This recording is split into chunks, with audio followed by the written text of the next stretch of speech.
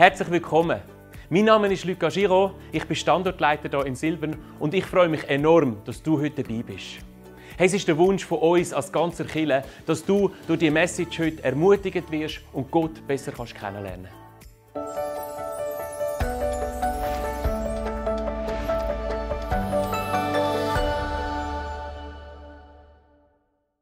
Wem hat es gut da, so zusammen miteinander Gott anbeten? Yes, ich sehe zwar nichts, aber ich bin sicher, alle voll da.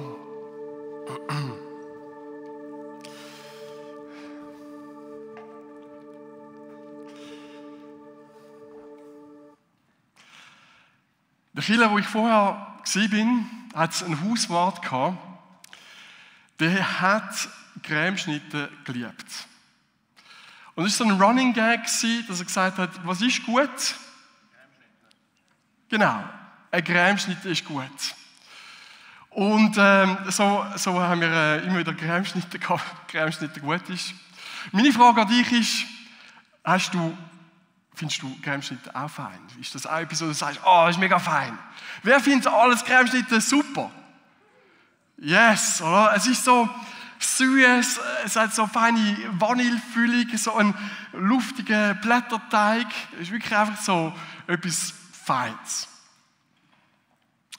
Wer findet alles Cremeschnitte nicht fein? Sagt das vor. Es gibt Leute, die Cremeschnitte nicht gerne haben. Ja, vielleicht sagst du auch, ja, es ist viel zu süß, oder? Aber man kann es nicht schneiden. Ich meine, wenn du mit dem Löffel da runterdrückst, dann macht oder? Spritzt sie alle richtigen. Oder es hat keine Früchte drin, oder es hat zu viele Kalorien. Jetzt ist die Frage, wer hat recht? Der Felder hat recht. Ja, genau, Cremeschnitte ist etwas Gutes. Aber es ist doch Geschmackssache, ist Ansichtssache. Oder? Gott ist gut. Ist das jetzt auch Ansichtssache? Ist das jetzt auch abhängig von dem, was du erlebst? Wer definiert, ob Gott gut ist? Bist es du? Du? Bin ich's? Die Situation? Wer bestimmt, dass Gott gut ist? Und ich kann dir sagen, deine Theologie verändert sich nicht. Nein, die Theologie, die du hast über Gott, verändert nicht, ob Gott gut ist. Deine Sicht, ob Gott gut ist, deine Erlebnis, ob Gott gut ist, wird Gott nicht verändern. Er ist entweder immer gut oder er ist nicht gut. Unabhängig von deinem Empfinden, von deinem Erlebnis. Und in der Bibel steht, 1. Chronik, haben sie ja ganz viele Sachen aufgeschrieben, das sind Geschichten, die sie hatten im Volk Israel. Und dort steht 1. Chronik 16, 34, preiset den Herrn, denn er ist freundlich. Ja, ewiglich währt seine Güte. Ewig steht da. Immer. Für immer. Es ist gewesen, es ist jetzt und es wird auch in Zukunft sein. Und dann steht Güte. Oder? Güte kann man auch übersetzen mit Freundlichkeit, mit Liebe, mit Barmherzigkeit. Ganz viele so Schlagwörter. Und ich finde, am besten gefällt es mir, Güte ist, Gott ist dir persönlich zugewendet. Er kommt zu dir. Jetzt ist es aber ein Unterschied, ob ich einfach weiss, dass Gott gut ist, so in der Theorie, so ein Kopfwissen. Und wenn ich jetzt frage, ist Gott gut? Ich glaube, die meisten, sogar die im Livestream, würden sagen, ja, Gott ist gut. Die meisten. Aber so oft ist es Kopfwissen, so oft ist es einfach Theorie. Und wenn wir es nicht erleben, dann wird es nicht praktisch, dann wird es nicht nahe, dann wird es nicht etwas, wo ich sagen kann, hey, ich habe es selber erlebt, ich stelle mich auf dem. Gott ist nicht nur gut, sondern Gott ist besser, als du denkst. Gott ist besser, als du denkst. Und das ist auch der Wunsch, wir starten ja jetzt neu in eine Serie über die Güte von Gott. wird die ganze Sommerferien durchgehen. Also wenn du nicht in die Ferien kannst gehen, das Trostpflaster ist, jeden Sonntag zu kommen und etwas von dieser Güte von Gott zu erleben. Gott ist besser, als du denkst. Und das ist mein Wunsch, dass du in eine neue Dimension hineinkommst. Entweder sagst du, hey, ich habe es noch nie erlebt und du erlebst es. Oder du sagst, ich habe es schon erlebt, aber irgendwo ist es wieder recht weit weg. Oder Gott ist einfach gut. Aber er wird schon jetzt und mal in alle Ewigkeit unser Denken sprengen. Er ist besser, als du dir vorstellen kannst, besser in jeder Situation. Er hat eine bessere Lösung, eine bessere Antwort, als du dir vorstellen kannst.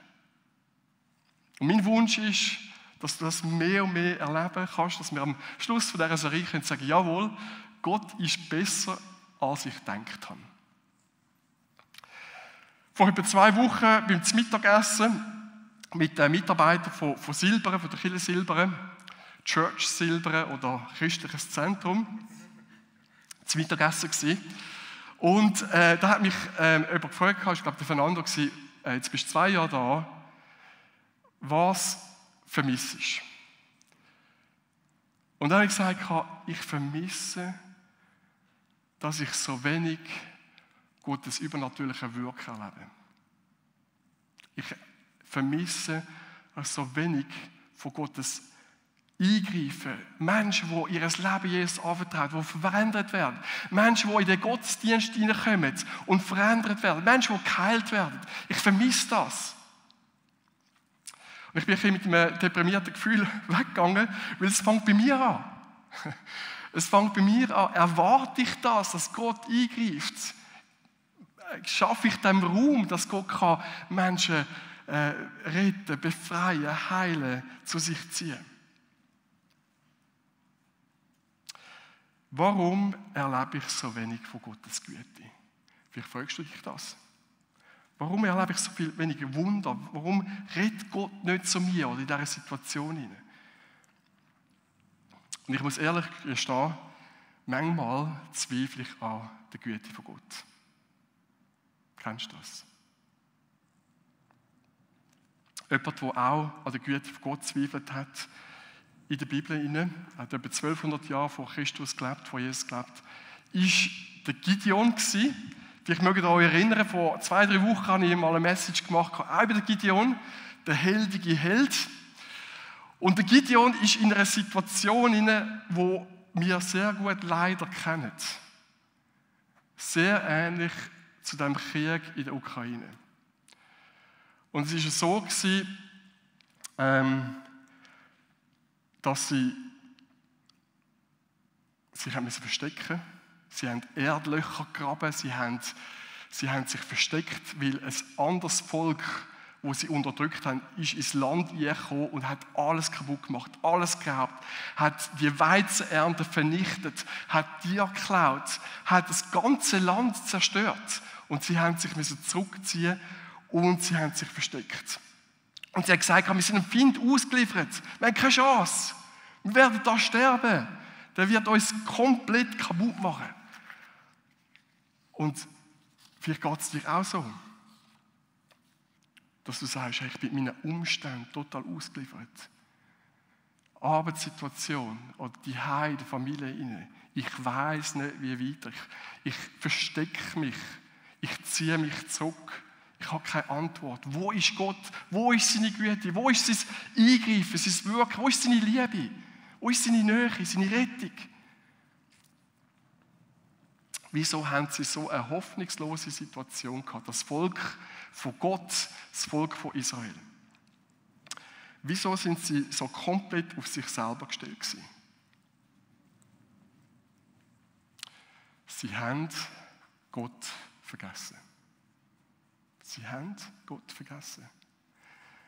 Im Richter 6,1 steht dann, und die Söhne Israels taten, was böse war in den Augen des Herrn.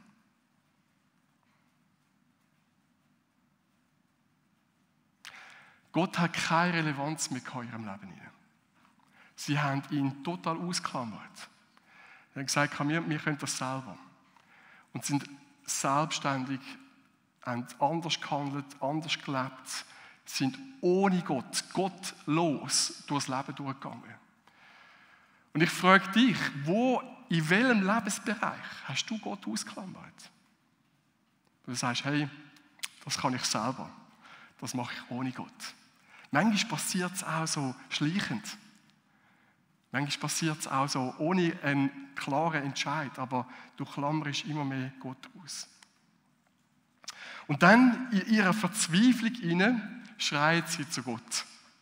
Vielleicht kennst du das auch, oder? So ein Stoßgebet zum Himmel, zu Gott. Hilf mir, ich schaffe es nicht mehr.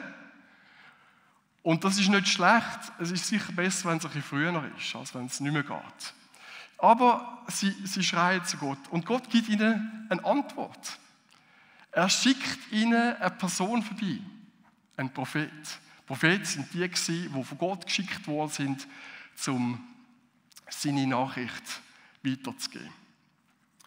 Und im Richter 6, 8 bis 9 steht dann die Antwort von Gott an sein Volk durch den Prophet durch.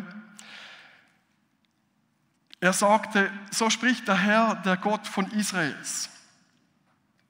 Ich, Gott, rede jetzt zu euch. Ich selbst habe euch aus Ägypten herausgeführt und aus dem Sklavenhaus befreit und euch vor den Ägyptern und allen anderen Unterdrückern gerettet. Ich habe eure Feinde vor euch vertrieben und euch ihr Land gegeben. Was sagt da Gott? Was sagt er mit dieser kurzen Geschichtslektüre? Vergesse nicht, was ich da habe. Vergiss nicht, was ich da habe. Und sie haben vergessen, was Gott da hat. Sie haben nicht mehr zurückgeschaut. Und im Alten Testament steht das die ganze Zeit. Vergiss nicht, vergiss nicht, vergiss nicht. Erzähl es deinen Kind und deinen Kindeskind und Kindeskind und Kindeskind. Sogar der Mose sagt ihnen ganz am Schluss, erinnert euch an den langen Weg, wo der Herr, euer Gott, mit euch bis dahin geführt hat, in diesen 40 Jahren in der Wüste. Erinnert euch an all das Gute, was er euch da hat. Obwohl das Volk Israel ist ja sowas verstörerisch gewesen und hat immer wieder seinen eigenen Weg gegangen. Und der Gideon, im Richter 6,11 heißt es dann, der Engel des Herrn setzte sich zu Gideon. Und er hat sich aus Angst versteckt und hat nicht Gott gesucht. Vielleicht geht es dir auch so, dass du in deiner Situation gar nicht Gott suchst. Aber der Engel vom Herrn setzt sich zu Gideon, geht zu ihm. Und er sagt dem verängstigten Gideon, Vers 12, der Herr ist mit dir, du tapferer Held. Oder der ist in einer Trotte rein und versucht da irgendwie Weizen zu dreschen, was man nicht in einer Trotte rein macht, weil man braucht Wind dazu. Total verängstigt. Und da kommt der Engel des Herrn und sagt, der Herr ist mit dir, du tapferer Held. Und der Gideon denkt sicher, du hast so einen Vogel ab. Siehst du nicht, in was für einer Situation wir sind? Siehst du nicht, dass wir am Zittern sind, dass wir Angst haben, dass wir keine Zuversicht mehr haben, dass wir unsere Perspektive total verloren haben? Siehst du das nicht? Bist du irgendwo von einem anderen Planet, Stern, was er ja auch war, oder? Hast du einen Vogel ab? Und das übernatürliche Wesen gibt ihm folgende Antwort, Vers 13. Der Gideon sagt am Engel des Herrn, genau, da sagt er, ach Herr, vielleicht kennst du das auch, oder? Ach Herr, klingt er da. Entgegnete Gideon, wenn der Herr mit uns ist, warum ist uns dann alles passiert? Wo bleiben die Wunder, von denen unsere Vorfahren uns erzählten? Sagten sie nicht, der Herr hat uns aus Ägypten herausgeführt. Jetzt hat der Herr uns verlassen und an die Midianiter ausgeliefert.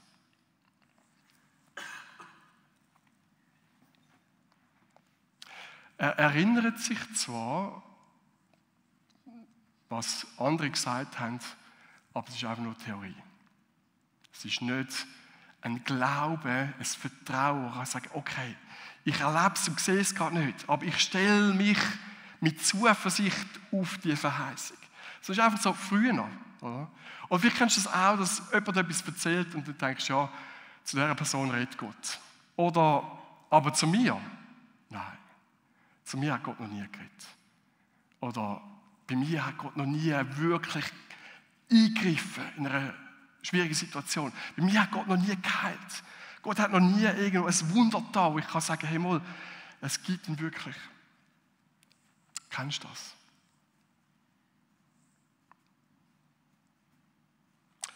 Wo bleiben die Wunder, wo bleibt Gottes Eingreifen? Und das Interessante ist, vor gerade ein paar Jahren hat Gott die Richter erwählt, dass sie das Volk von Israel gut führen können. Dass sie es in das Land führen, dass sie mehr und mehr in die Freiheit führen.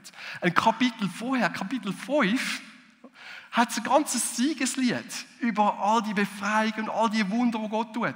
Ein Kapitel vorher schreibt die Richterin Deborah und Barak, das ist nicht der Barack Obama, sondern Barak schreibt von all diesen Wundertaten von Gott. Und sie haben es vergessen. So schnell vergessen wir, was Gott tut. So oft, vielleicht sagst du, ich erlebe Gott nicht. Ich glaube es nicht. Ich glaube nicht, dass du Gott nicht erlebst. Und wenn es so ist, dann komm nachher zu mir und wir gehen zusammen zu Jesus. Ich glaube, das Problem ist nicht, dass wir Gott nicht erleben, sondern dass wir es vergessen. Oder gar nicht sehen, dass Gott eingegriffen hat. Oder ich habe einen Schwager von mir, der Krebs hat, und mir hat gesagt, Blutwert sind zu tief, und darum kann man keine Chemo machen. Und dann haben wir gebetet, dass die Blutwerte wieder steigen. Und sie sind gestiegen. Und dann hat die Chemo weitermachen. Aber so oft vergesse ich das. Schon wieder vergessen. Anfangswoche etwas mit Gott erlebt. Ende Woche schon vergessen. So schnell vergesse ich, dass Gott, oder du bittest und bittest und Gott greift ein und macht etwas und schon vergessen. Was ist die Folge vom Vergessen? Und wieso ist es so wichtig, dass wir eben nicht vergessen? Wenn ich vergesse, was Gott tut, dann werde ich weniger erwarten. Ich erwarte weniger, dass Gott eingreift, dass Gott heilt, befreit, sich sichtbar macht. Weil ich vergessen habe, was Gott tut. Und wenn ich weniger erwarte, dann werde ich auch weniger erleben. Ist ja logisch. Wenn ich keine Erwartungen habe, dann werde ich irgendwo auch weniger erleben. Und wenn ich weniger erlebe, dann werde ich mich weniger erinnern an all das, was Gott da hat. Weil ich habe es ja nicht erlebt. Und wenn ich mich weniger erinnere, dann werde ich weniger erwarten. Und wenn ich weniger erwarte, werde ich weniger erleben.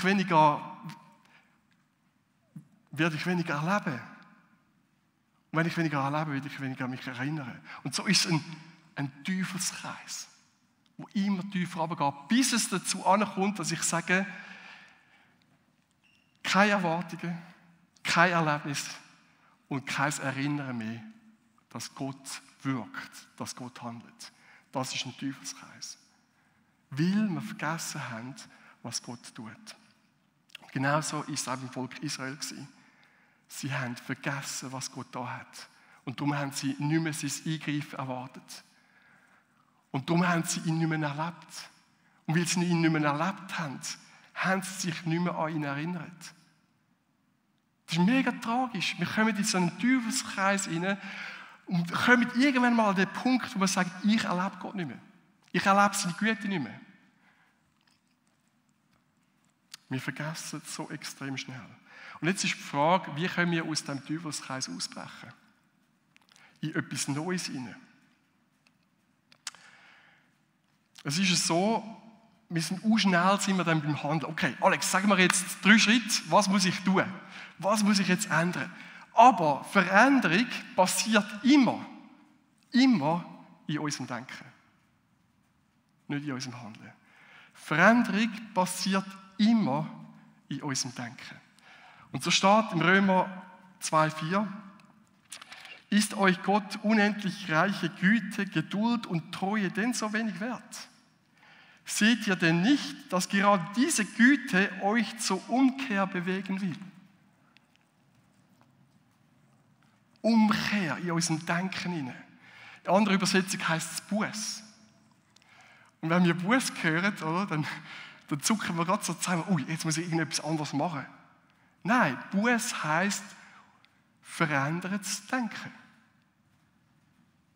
Buß oder Umkehr heisst verändertes Denken. Und aus dem veränderten Denken folgt ein verändertes Handeln. Aber es fängt immer zuerst bei meinem Denken an. Und jetzt meine Frage ist, wo musst du umkehren? Wo hast du ein falsches Bild von Gott? Wo hast du eine falsche Vorstellung, dass Gott alle anderen beschenkt, segnet, hilft, aber dir nicht? Und warum musst du umkehren? Vielleicht prägen dir so Sätze von Gott nimmt mich nicht ernst. Gott findet mich nicht so wichtig. Gott liebt mich nicht. Alle anderen, aber ich nicht. Dann musst du umdenken, umkehren von einem falschen Denken. Das ist eine Lüge. Eine Lüge. Und du musst umkehren zu dieser Wahrheit.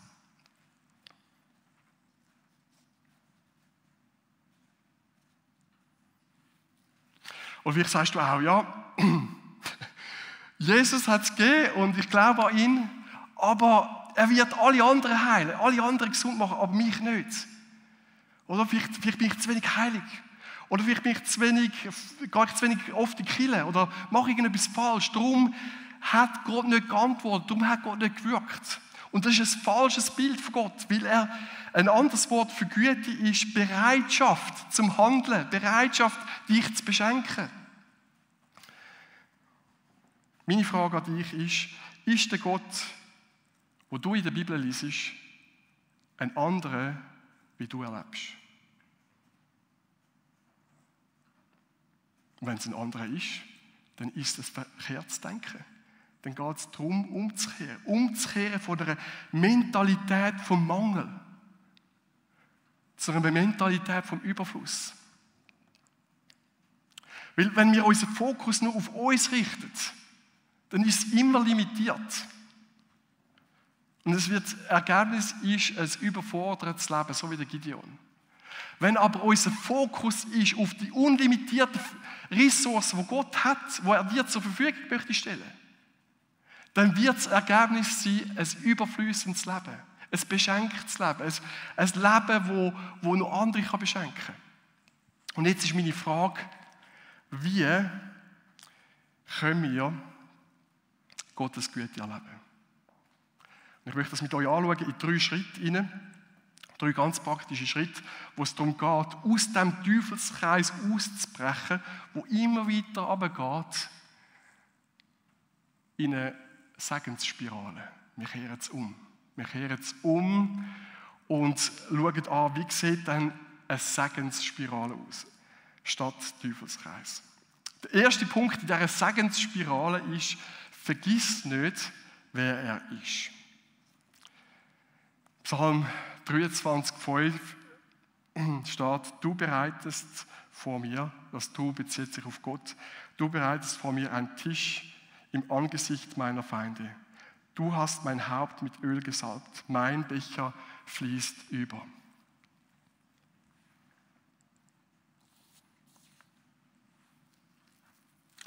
Oder im Vers 5 wird eine herausfordernde Situation beschrieben. Im Angesicht meiner Feinde. Das ist nicht einfach eine tolle Situation, sondern eine schwierige, so wie mit Gideon. Vielleicht so wie bei dir, an der Arbeitsstelle, in einer Beziehung, in der Frage der Zukunft. Aber ganz oft fokussiert man dann eben uns auf die überfordernde Situation.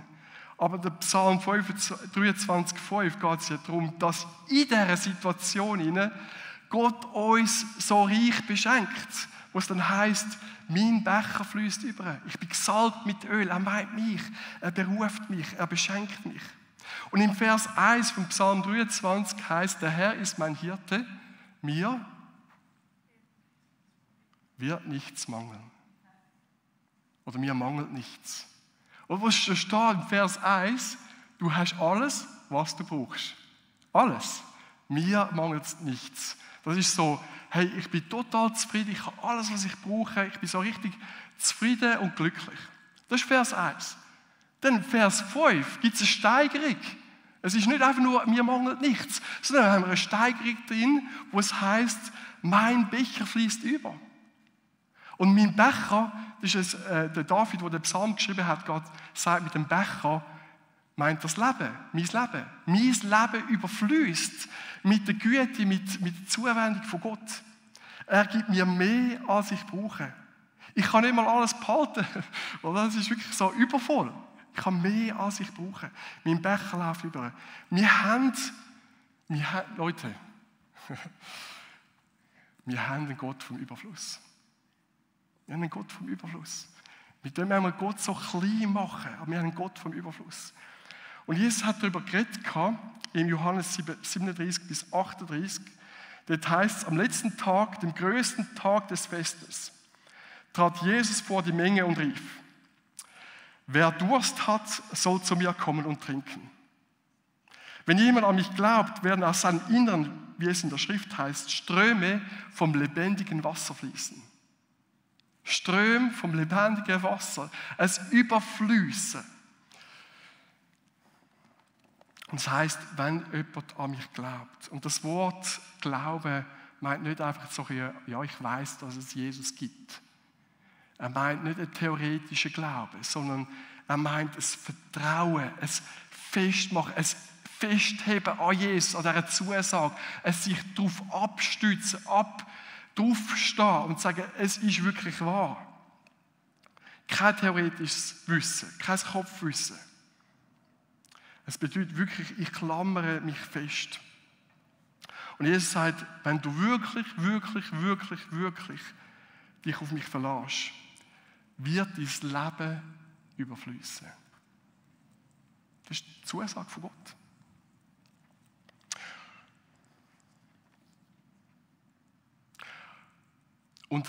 Und Jesus ist das perfekte Abbild von Gott. Wenn du wissen willst, wie gut Gott ist, dann schau Jesus an. Jesus ist das perfekte Abbild von Gott. Er hat niemanden, der auf dieser Welt war, niemand weggeschickt, ohne dass er irgendwo eine Antwort gegeben hat, ohne dass er geheilt hat, ohne dass Menschen verändert weggegangen sind. Niemand. Wieso soll er eine Ausnahme machen bei dir? Jesus ist das perfekte Abbild von Gott. In Epheser 2,7 steht, in der Begegnung mit Jesus wirst du den überfließenden Reichtum von seiner Güte erleben. In der Begegnung mit Gott wirst du seine Güte erleben.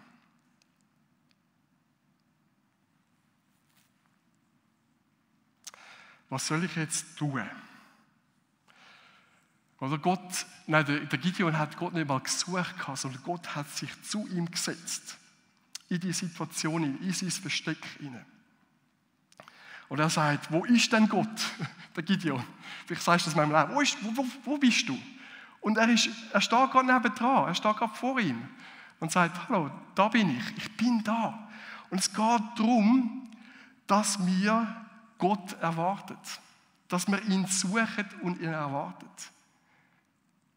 Und ich mache das einmal so, dass ich in meinem Alltag hinein, wo ja vielleicht bin ich der Einzige, recht gehetzt ist, am Morgen früh und ganz viele Gedanken, dass ich entweder einen Spaziergang mache, also das nicht am Morgen, so ein Morgenmensch bin ich nicht, oder raussitzen, anhöckeln und sagen, Jesus, ich bin da.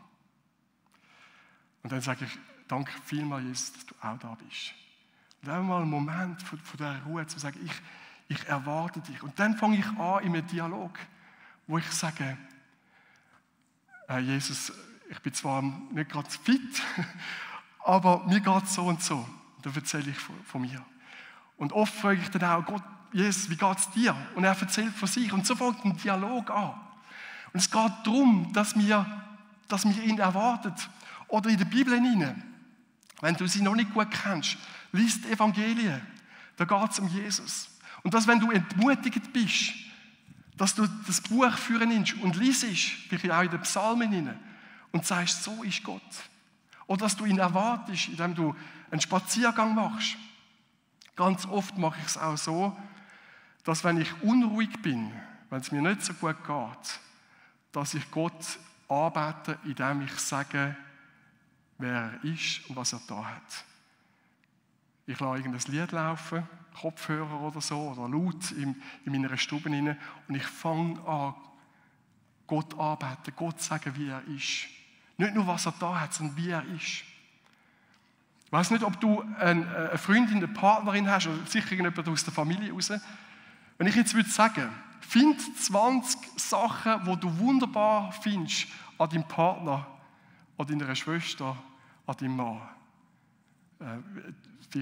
Vielleicht fändest du das noch schwierig, oder? So, 20 Sachen, ui, ja, er ist gut. Ja, was heisst das? Ja, genau, dann fängt es an. Und ich glaube, es ist genau das Gleiche bei Gott auch, dass wir anfangen zu überlegen, schreib mal 20 Sachen über Jesus auf, die du wunderbar findest. Und das führt dazu, dass du musst überlegen, wer ist denn überhaupt Gott? Aber es gibt einen neuen Fokus.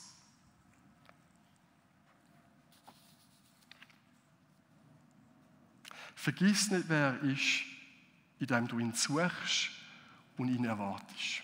Das ist der erste Punkt in dieser Segensspirale, Jesus zu erwarten. Der zweite Punkt ist, vergiss nicht, was er da hat, indem ich all die Sachen aufschreibe.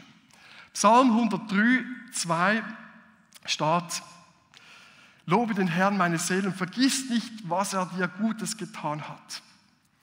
Es geht darum, dass wir uns erinnern. Nicht nur, was da drin steht, das auch, aber auch, was wir erlebt haben. Dass wir zurückdenken, was habe ich schon alles mit Gott erlebt.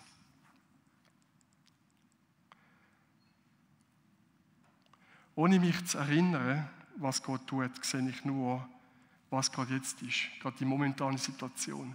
Und die kann vielleicht auch schwierig sein, die kann vielleicht aussichtslos sein. Aber wenn mein Fokus nur auf meine limitierten Ressourcen ist, dann werde ich nicht ein erfülltes Leben haben. Dann werde ich immer zu wenig haben. Und es disconnectet mich mit Gott, wenn ich nur auf mich schaue. Und es führt wieder in die Teufelsspirale, in die Abwärtsspirale. Was soll ich tun im zweiten Punkt? Vergiss nicht, was er alles da hat. Ich habe zum Abschluss in einer anderen Stelle in der Kirche habe ich so ein Glory Story Buch bekommen. Das ist ein ganzes Buch voll mit Sachen, die wir miteinander erlebt haben. Kleine und grosse Sachen. Ein ganzes Buch. Ich kann nachschauen gehen, März 2018 und lesen gehen. Wir vergessen so oft, weil wir nichts aufschreiben. Fang an, du kannst auch dein Smartphone führen, du kannst auch eine Voice Message machen. Schreib all das auf, was du mit Gott erlebt hast. Wir vergessen es so oft, weil wir nichts aufschreiben. Und dann kannst du das Buch wieder führen und sagen, Gott, du bist nirgends und ich erlebe dich nicht. Und dann kannst du nachlesen. Fang an, die Sachen aufzuschreiben. Oder auch Prophetie, das, was Gott über dein Leben gesagt hat. Schreib das auf. Ich habe das alles elektronisch, und ich kann wieder nachlesen gehen. Schreib all die Sachen auf. Vergiss nicht, durch Aufschreiben.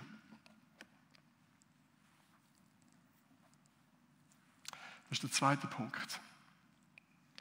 Der dritte Punkt ist, vergiss nicht, was er da hat, indem wir einander erzählen, was Gott alles Gutes da hat. Psalm 23,5 steht, du bereitest vor mir einen Tisch im Angesicht meiner Feinde. Du hast mein Haupt mit Öl gesalbt, mein Becher fließt über. Das ist ein übervolles Leben, das der David, der Psalmist, da beschreibt. Ein übervolles, merkst du, nicht ein volles, ein übervolles, ein überquellendes. Und ich möchte sagen, stopp am Geiz und der Knauserigkeit und beginn mit Großzügigkeit. Stopp am Geiz und fang an mit Großzügigkeit. Das gilt natürlich für ganz viele Lebensbereiche. Aber auch dass du anfängst zu erzählen von all dem, was du erlebt hast. Die kleinen Sachen, die grossen Sachen. Es gibt ganz oft, dass man sagt, oh ja, nein, das war so etwas Kleines gewesen, das erzähle ich jetzt nicht. Nein, erzähl es. Weil wenn wir es erzählen, das heisst so schön altdeutsch, ich weiß nicht, ob es altdeutsch ist, aber Zeugnis geben, da denken wir immer gerade an Schule, Zeugnis.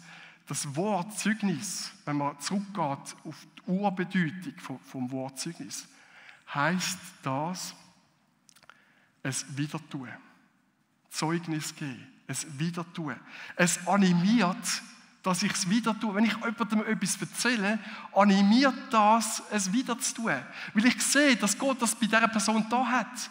Ich sehe, er macht es bei Peter. Ich sehe, er macht es bei Eva. Und ich denke, ja, wenn er es bei das bei Peter machen kann, dann kann er es ja auch bei mir machen. Was löst das aus, wenn du von anderen hörst, dass sie Gottes Stimme gehört haben, dass sie Gott erleben?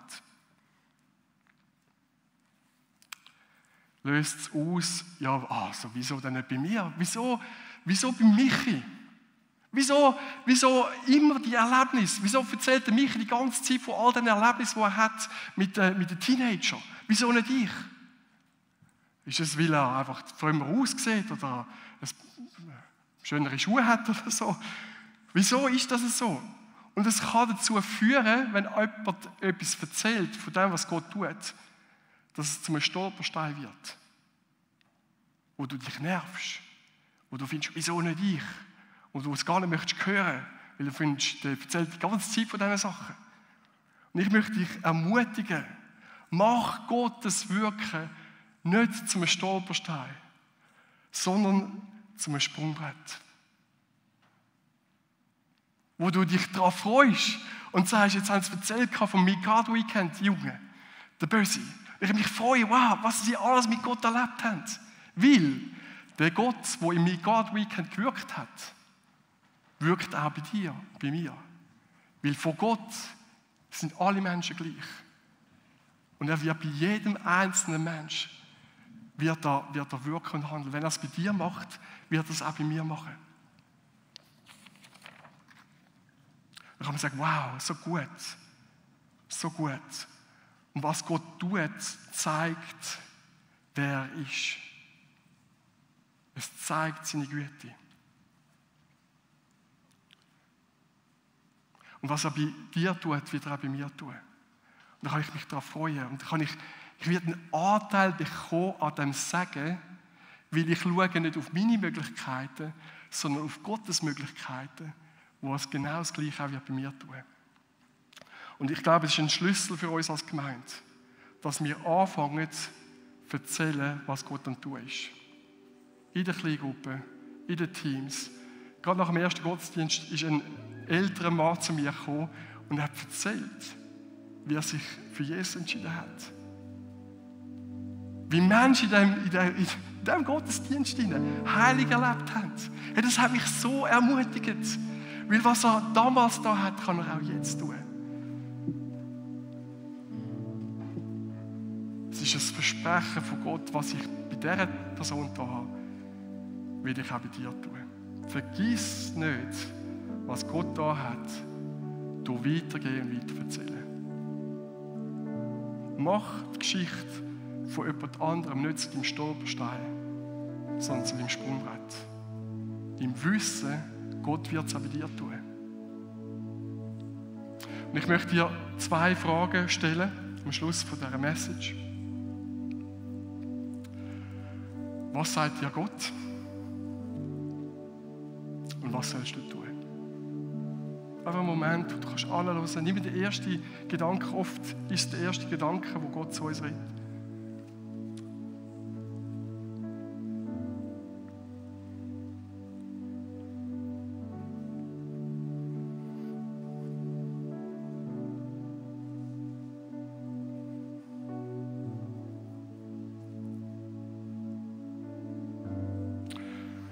Vater im Himmel, es tut mir so leid, dass ich so oft dich nicht erwarte.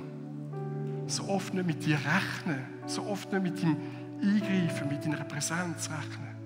Es tut mir leid, ich möchte umkehren von dieser falschen Vorstellung,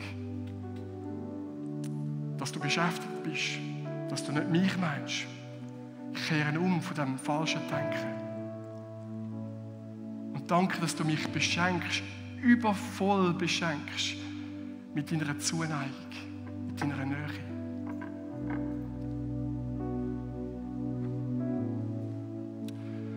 Danke, dass du ein Gott bist, der rettet. Ein Gott bist, der beschenkt. Ein Gott bist, der in unser Versteck kommt. In unsere Angst hinein. Und sieht, was du in uns eingelegt hast. Wir ein heldiger Held. Ich bitte dich, Vater im Himmel, dass du deine Güte uns zeigst, so dass wir uns daran erinnern können, dass wir dich erwarten können und aus dem Erwarten dich erleben und wieder daran erinnern. Amen. Hey, danke, dass du heute dabei bist. Wir hoffen, dass du durch die Message Gott näher kommen konntest. Falls du Fragen oder Anmerkungen hast, würden wir uns mega freuen, wenn du via unsere Homepage mit uns Kontakt aufnimmst. Falls die Messages für dich ein Segen sind, würden wir uns über deine Unterstützung freuen. Auch mit deiner Spende kannst du es möglich machen, dass wir das tun, was wir tun. Und mit dem könnt Gottes Liebe und Gottes Hoffnung in unsere Gesellschaft heraustragen.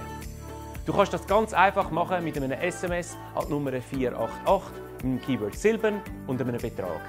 Natürlich gibt es auch noch andere Möglichkeiten, die findest du bei uns auf der Homepage unter www.silbern.church/spenden. Hey, wir wünschen dir Gottes Power und Segen.